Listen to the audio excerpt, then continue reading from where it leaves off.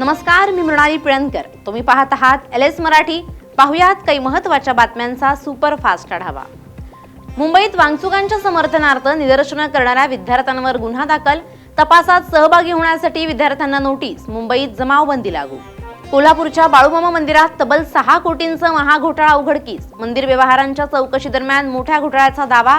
तपासासाठी आलेल्या महिला अधिकाऱ्यांवरही गैरव्यवहार केल्याचा आरोप. नाशिकच्या निफाडमधील देवगावात खरीप हंगामातील पिकांचं मोठं नुकसान. पीक विमा भरपाई मिळत नसल्याचा शेतकऱ्यांचा आरोप. आजच निर्णय घ्या, शेतकऱ्यांची मागणी. नाशिकमध्ये आजपासून पावसाचा येलो अलर्ट जारी. घाटमाता परिसरात विजांच्या कडकडाटासह आणि वादळी वाऱ्यांसह मुसळधार पावसाचा अंदाज. नागरिकांनी खबरदारी घेण्याचं आवाहन. पंढरपुरात विठ्ठल मंदिरात वारकऱ्यांच्या सुरक्षेसाठी बॉम्ब शोधक आणि श्वान पथकाकडून तपासणी. दिवसातून 3 वेळा तपासणी होत असल्याची माहिती.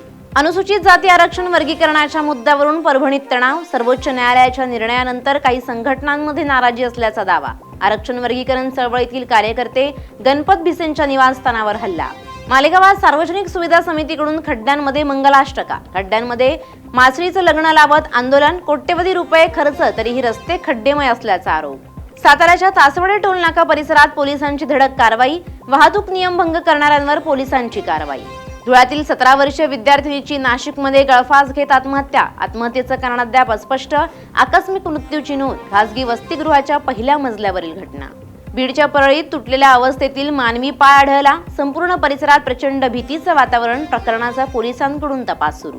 या होत्या आताच्या घडीच्या काही महत्त्वाच्या बातम्या. अशाच महत्त्वाच्या बातम्यांसाठी तुम्ही पाहत रहा LS मराठी.